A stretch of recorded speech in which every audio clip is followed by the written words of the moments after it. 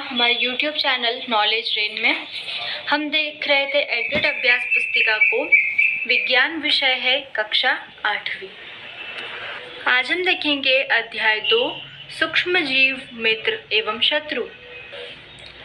इसमें सबसे पहले हमें देखना है कि ये देखी गई घटनाएं हैं और इनके रंग कौन से होते हैं, ऐसा प्रश्न पूछ रहा है। तो पहला, ब्रेड अथवा रोटी पर फफूंद। हाँ, हमने देखी है। कौन से रंग की होती है? काले रंग की। ये यहीं पर चौथा वाला जो प्रश्न है इसमें लिखा हुआ है कि आपने बाजार से ब्रेड लाकर उसे खुले तथा नम स्थान पर रखी हुई देखी होगी, तो कुछ समय बाद उस पर काली संरचनाएं दिखने लगेगी। तो इसमें काले रंग का दिखेगा हमें। दूसरा, जूते पर फफूंद देखी है। हाँ, कौन से रंग की है? सफेद रंग की। जहाँ हमेशा गीला रहता है वहाँ काई जम जाती है। हाँ, जम जाती है और वो हरे रंग की होती है। गर्मी में खाना खराब होना। हाँ, देखा है। कौन से रंग के होता है? सफेद रंग का होता है। ये सब क्या है? तो ये सूक्ष्म जीव है और इनके ऊपर विचार लिखने के लिए कहा है, तो इन्हें हम नग्न आंखों से नहीं देख सकते। अब है निम्न में से बॉक्स में लिखो। इनमें से बॉक्स में लिखने के लिए कहा है, तो सूक्ष्म जीव लिखने के लिए कहा है। तो कौन कौन से हैं? जीवाणु, पैरामीशियम, प्रोटोजोआ और स्ट्रेप्टोमाइसिन। ठीक है, तो ये हमने सूक्ष्म जीव लिख दिए। उसके बाद बॉक्स में लिखने के पश्चात जो शब्द शेष रह गए हैं उन्हें यहाँ लिखिए। तो इन सबको तो हमने बॉक्स में लिख दिया था। शेष कौन से बचे हैं? शैवाल, कवक और यीस्ट। तो ये हमने यहाँ लिख दिए। अब इनके बारे में अपने विचार यहाँ लिखिए। इनके बारे में विचार लिखने के लिए कहा है। इन्हें नग्न आंखों से देखा जा सकता है, तो इन सबको नग्न आंखों से देखा जा सकता है, कि वो हमने इसके विचार लिख दिए। और ये सूक्ष्म जीव है जिन्हें नग्न आंखों से नहीं देखा जा सकता है। हम देखेंगे इन चार में से किसी एक को चुन करके लिखना है। सही विकल्प पर निशान लगाना है। पहला प्रश्न है, आपने अपनी माँ को गर्म दूध में थोड़ा सा दही मिलाते हुए देखा होगा, जिससे दूध का दही में परिवर्तन हो जाता है।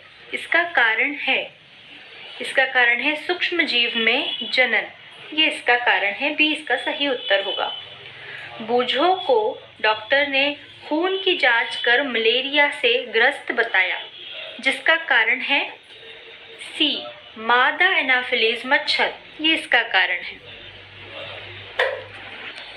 प्रश्न नंबर 3 है, निम्न में से कौन सा रोग सूक्ष्म जीवों द्वारा पौधों में नहीं होता? बी पौधों का सूखना। ये सूक्ष्म जीवों द्वारा पौधों में नहीं होता। चौथा है, आपने बाजार से ब्रेड लाकर उसे खुले तथा नम स्थान पर रख दी, तो कुछ समय बाद उस पर काली संरचनाएं दिखने लगेंगी। इसका कारण है कवक। कवक इसका कारण है। सी इसका सही उत्तर होगा। नाइट्रोजन चक्र के दौरान वायुमंडल में नाइट्रोजन की मात्रा स्थिर रहती है। सी इसका सही उत्तर है। अब हम देखेंगे रिक्त स्थानों की पूर्ति कीजिए।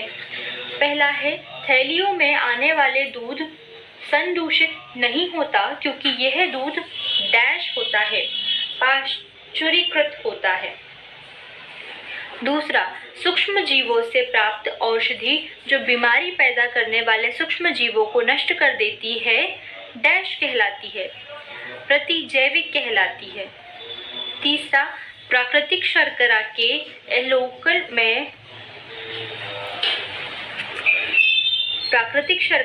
अल्कोहल में परिवर्तन की प्रक्रिया डैश कहलाती है, किण्वन कहलाती है। चौथा, डेंगू के वायरस का वाहक डैश मच्छर है, मादा एडिस मच्छर है। पांचवा, सूक्ष्म जीवों द्वारा होने वाले ऐसे रोग जो एक संक्रमित व्यक्ति से स्वस्थ व्यक्ति में वायु, जल, भोजन अथवा कायिक संपर्क द्वारा फैलते हैं, डैश कहलाते हैं। संचरणीय रोग कहलाते हैं। अब हम देखेंगे अति लघुत्तरीय प्रश्न। तीसरा प्रश्न है, हमें छींकते अथवा खांसते समय अपने मुंह एवं नाक पर रुमाल क्यों रखना चाहिए? उत्तर है, हमें छींकते अथवा खांसते समय अपने मुंह एवं नाक पर रुमाल रखना चाहिए क्योंकि इससे संचरणीय रोग नहीं फैलते हैं। प्रश्न 4 है, बूझों का जन्मदिन 12 मई को था, जिस अवसर पर मां ने छोले भटूरे बनाए जिससे वे रात में फ्रिज में रखना भूल गई। बूझों ने उसे दूसरे दिन दोबारा खा लिया जिससे बूझों को उल्टी होने लगी। अस्पताल ले जाने पर डॉक्टर ने बताया कि यह खाद्य विषाक्त अन्न के कारण है। बताइए, भोजन विषाक्त कैसे हो गया? तो इसका उत्तर है, सूक्ष्म जीवों द्वारा कभी कभी विषैले पदार्थ उत्पन्न किए जाते हैं जो भोजन को विषाक्त बना देते हैं। 5वां प्रश्न है, निम्नलिखित रोगों में जीवाणु तथा विषाणु द्वारा होने वाले रोगों को छांटिए। इसमें से हमें जीवाणु तथा विषाणु द्वारा होने वाले रोगों को छांटना है। तो जीवाणुओं से होने वाले रोग कौन से हैं? हैजा, टाइफाइड व क्षय रोग। वो विषाणु से होने वाले हेपेटाइटिस ए, पोलियो और खसरा। ये इसके उत्तर हैं। उसके बाद हम देख रहे हैं प्रश्न नंबर 6। चित्र में दिए गए सूक्ष्म जीव का क्या नाम है? इस चित्र में दिए गए सूक्ष्म जीव का नाम पूछा है, अमीबा इसका नाम है। यह सूक्ष्म जीव किस वर्ग में आता है? यह प्रोटोजोआ वर्ग में आता है। इस वर्ग द्वारा होने वाले किसी रोग का नाम लिखिए। तो इस जीव के द्वारा होने वाले रोग हैं मलेरिया, टाइफाइड और पैचिश। प्रश्न नंबर 7 है, पाश्चुरीकृत दूध को बिना उबाले ही इस्तेमाल कर सकते हैं, लेकिन अपाश्चुरीकृत दूध को इस्तेमाल करने के लिए उबालना आवश्यक है। क्यों? पाश्चुरीकृत दूध को बिना उबाले इस्तेमाल कर सकते हैं क्योंकि यह सूक्ष्म जीवों से मुक्त होता है, लेकिन अपाश्चुरीकृत दूध में सूक्ष्म जीव पाए जाते हैं, इसलिए इसे उबालना जरूरी होता है। लघुत्तरीय प्रश्न। प्रश्न नंबर 8 है, बूझो अपने बीमार मित्र को देखने उसके घर गया। उसने देखा कि उसके घर के बाहर गड्ढों में पानी भरा हुआ है। उसके घर के कूलर में भी पानी भरा हुआ है, उसमें मच्छर पनप रहे हैं। तो बताइए, पहला, बूझों का मित्र कौन कौन सी बीमारी से ग्रसित हो सकता है? बूझों का मित्र मलेरिया अथवा डेंगू नामक बीमारी से ग्रसित हो सकता है। दूसरा है, उसके बीमार होने का मुख्य कारण क्या हो सकता है? तो उसके बीमार होने का मुख्य कारण मादा एनोफिलीज एवं मादा एडिस मच्छर हो सकते हैं। तीसरा है, इस बीमारी से बचने के लिए उसे कौन कौन से उपाय करने चाहिए? तो इस बीमारी से बचने के लिए मच्छरदानियों का प्रयोग, मच्छर भगाने वाले रसायनों का प्रयोग एवं मच्छरों का प्रजनन रोकने के लिए जल को एक स्थान पर इकट्ठा होने से रोकना चाहिए।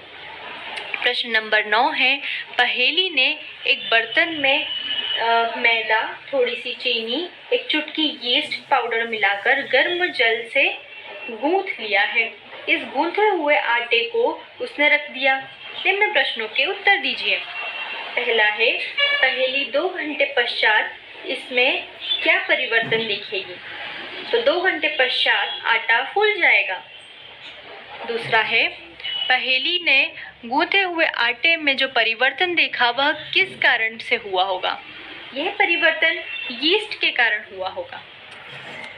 प्रश्न नंबर 3 है, इस प्रक्रिया का उपयोग किन खाद्य सामग्रियों को बनाने में किया जाता है? इस क्रिया का उपयोग ब्रेड, केक आदि खाद्य सामग्रियों को बनाने में किया जाता है। प्रश्न नंबर 10 है, हमें भोजन को सदैव ढक कर रखना चाहिए। उक्त कथन को स्पष्ट कीजिए। हमें भोजन को सदैव ढक कर रखना चाहिए। बिना ढके भोजन में रोगाणु और हानिकारक पदार्थ हो सकते हैं। भोजन में उत्पन्न होने वाले सूक्ष्म जीव कभी कभी विषैले पदार्थ उत्पन्न करते हैं। प्रश्न नंबर 11 है, पहेली ने कुछ आम खरीदे परंतु कई दिनों तक वह उन्हें नहीं खा पाई। बाद में उसने देखा कि वह सड़ गए हैं, परंतु वह जानती है कि उसकी दादी द्वारा बनाया गया आम का अचार काफी समय तक संदूषित नहीं होता है। तो बताइए, पहला, आम का अचार काफी समय तक संदूषित क्यों नहीं होता? आम का अचार खराब क्यों नहीं होता? आम के अचार में तेल, सिरका एवं नमक का उपयोग अचार को संदूषण से बचाने के लिए किया जाता है। ठीक है। फिर दूसरा प्रश्न है, आपके घरों में दादी अथवा मम्मी द्वारा किन किन खाद्य सामग्रियों को सूक्ष्म जीवों से बचाकर रखा जाता है? हमारे घर में आम का अचार, आंवले का मुरब्बा, पापड़ आदि खाद्य सामग्रियों को सूक्ष्म जीवों से बचाकर रखा जाता है। तीसरा प्रश्न है, चीनी के उपयोग द्वारा किन किन खाद्य पदार्थों को लंबे समय तक सुरक्षित रखा जाता है? चीनी के उपयोग द्वारा जैम, जेली एवं स्क्वैश खाद्य पदार्थों को लंबे समय तक सुरक्षित रखा जाता है। 12वां प्रश्न है, दैनिक जीवन में सूक्ष्म जीवों का उपयोग कहाँ-कहाँ किया जाता है? तो दैनिक जीवन में सूक्ष्म जीवों का उपयोग दही, ब्रेड एवं केक बनाने में किया जाता है। अब हमें नाइट्रोजन चक्र को आरेख द्वारा प्रदर्शित कीजिए ऐसा कहा है, तो हम उसे इस तरीके से आरेख द्वारा प्रदर्शित करेंगे। यही साइकिल हमें बनानी है। प्रश्न नंबर 14 है, मनुष्य में सूक्ष्म जीवों द्वारा होने वाले सामान्य रोग, उनके रोगजनक सूक्ष्म जीव तथा रोग से बचाव के उपयोगों को तालिकाबद्ध कीजिए। हम इसे इस तरीके से तालिकाबद्ध कर सकते हैं। हमें इस तालिका का उपयोग करना है।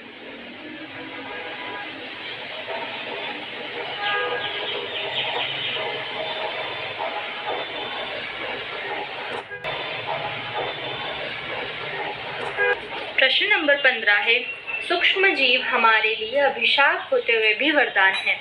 इस कथन को स्पष्ट कीजिए। तो सूक्ष्म जीवों से विभिन्न प्रकार की बीमारियां होती है, इसलिए वे हमारे लिए अभिशाप हैं। परंतु सूक्ष्म जीवों का उपयोग विभिन्न प्रकार के खाद्य पदार्थों, डेयरी उत्पादों, बेकरी उत्पादों एवं दवाइयों में भी होता है, जो हमारे लिए वरदान से कम नहीं है।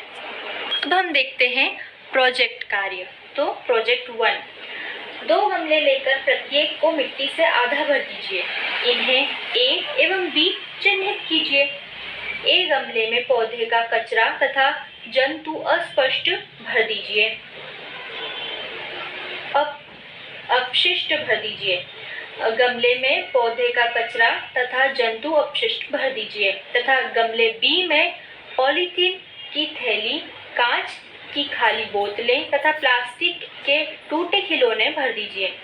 3 से 4 सप्ताह बाद इनका प्रेक्षण कर निम्न प्रश्नों के उत्तर दीजिए। प्रश्न नंबर 1 है, क्या आपको दोनों गमलों की वस्तुओं में अंतर दिखाई देता है? हाँ, गमले A एवं गमले B की वस्तुओं में अंतर दिखाई देगा।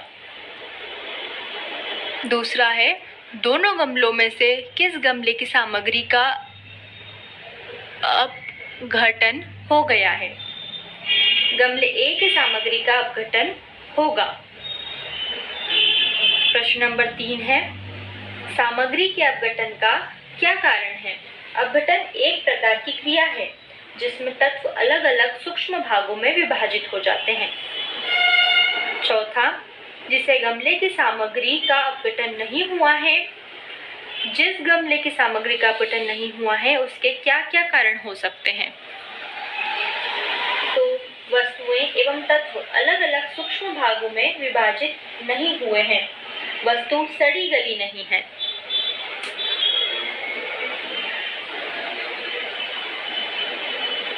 पांचवा है, जिस गमले की सामग्री का अपघटन हो गया उसके क्या उपयोग हैं? अपघटन की क्रिया से मृदा में ह्यूमस का निर्माण तथा खनिजीकरण होता है एवं भूमि की उर्वरा शक्ति बढ़ती है। प्रोजेक्ट 2, आप अपने दैनिक जीवन में जिन डब्बाबंद या पैकेट बंद भोज्य पदार्थों का उपयोग करते हैं उन सामग्रियों के पैकेट्स का सूक्ष्म अवलोकन कर निम्न तालिका को पूर्ण कीजिए। तो भोज्य पदार्थ के पैकेट का नाम, परीक्षक ये हमने लिखा है, फिर पैकेट के निर्माण की दिनांक, फिर पैकेट समाप्ति का दिनांक और भोज्य पदार्थ में उपयोगी संघटकों के नाम व भोज्य पदार्थ में उपयोगी का नाम। तो ये हमने लिखे हैं। पहला मैगी, इसके पैकेट का निर्माण है 16 तारीख का, फिर पैकेट की समाप्ति का दिनांक है 20, फिर भोज्य पदार्थ में उपयोगी है कार्बोहाइड्रेट व इसका नाम है नाइट्रोजन, फिर तेल 10 तारीख को इसके निर्माण का दिनांक है, 25 इसके समाप्ति का दिनांक है, प्रोटीन उपयोगी है व एंटीऑक्सीडेंट, आटा 25 तारीख का निर्माण दिनांक, 30 तारीख को समाप्ति दिनांक, प्रोटीन व बेंजोइक एसिड, फिर है हॉर्लिक्स 1 तारीख को इसका निर्माण का दिनांक है, 10 इसका समाप्ति है, इसमें उपयोगी पदार्थ विटामिन है और बेंजोइक एसिड। चिप्स, तो इसका निर्माण का दिनांक 20 है, समाप्ति दिनांक 21 है, वसा व नाइट्रोजन उपयोगी है व नाइट्रोजन।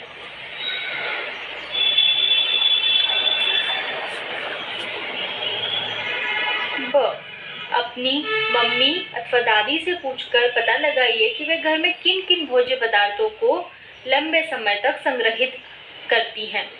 इसका उत्तर होगा भोज्य पदार्थ गेहूं, चावल, विभिन्न दालें व शक्कर, इसको वो संग्रहित करके रखती हैं। दूसरा, इन भोज्य पदार्थों को संग्रहित करने के लिए वे कौन कौन से तरीके अपनाती हैं। लिखिए, पहला सूखे नमी रहित डिब्बों में बंद करना, दूसरा धूप में सुखाना और तीसरा नीम की सूखी पत्तियों डालना। तीसरा है भोज्य सामग्री के अलावा भी घर में कोई ऐसी वस्तु भी है जिनको सुरक्षित रखने के लिए कोई उपाय किए जाते हैं, यदि हो तो सूचीबद्ध कीजिए। तो भोज्य सामग्री के अलावा कपड़ों, जूतों, किताबों को भी सुरक्षित रखने के लिए फिनाइल की गोलियां रखी जाती हैं एवं सुखा कर रखा जाता है। अगले वीडियोस में हम देखेंगे कोयला और पेट्रोलियम। अगर आपको वीडियोस पसंद आ रहे हैं तो इन्हें लाइक कीजिए, शेयर कीजिए और चैनल को सब्सक्राइब कीजिए। Thank you.